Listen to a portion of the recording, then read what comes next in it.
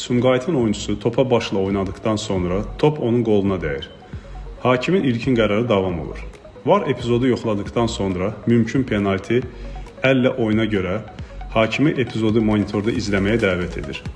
Hakim epizodu izlədikdən sonra yanlış olaraq Sumqayıtın qapısına penalti təyin edir. Hakimlər Komitəsi penaltini yanlış qərar olduğunu təsdiq edir. Qaydalar deyir ki, oyunçu topa oynadıktan sonra top onun əlinə toxunarsa, bu əllə oyun kimi qiymətləndirilmir.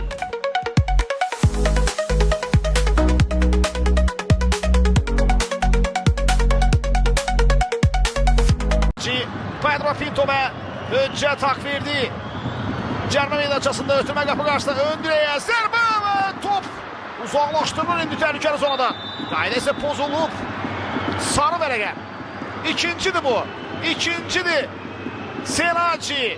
İkinci sarı vərəqədən sonra meydandan kənarlaşdırılır. Ryan Selaci.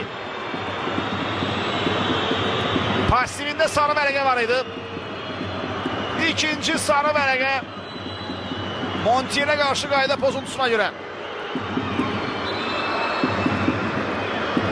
İzləyək təkrarı.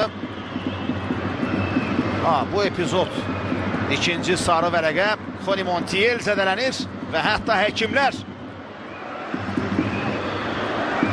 bu epizodda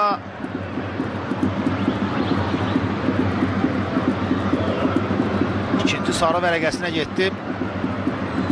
Fərid Hacıyev zərbə var idi mi?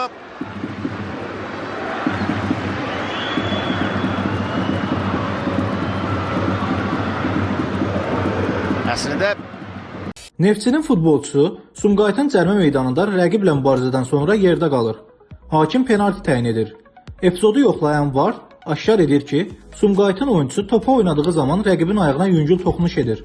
Bu səbəbdən epizoda müdaxilə edilmir. Hakimlər Komitəsinin bu epizoda şərhi belədir.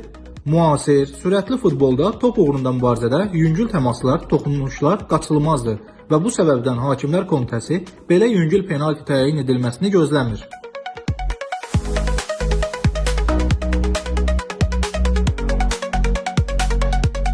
Araz Naxçıvanın oyuncusu cərimə meydanında rəqibi tutaraq qaydanı pozur. Hakim bu səbəbdən Araz Naxçıvanın qapısına penalti təyin edir. VAR epizodu yoxlayır. Tutma olmadığını təsdiq edir və hakimi monitora dəvət edir. Hakim epizodu monitorda izlədikdən sonra ilkin penalti qərarını ləğv edir.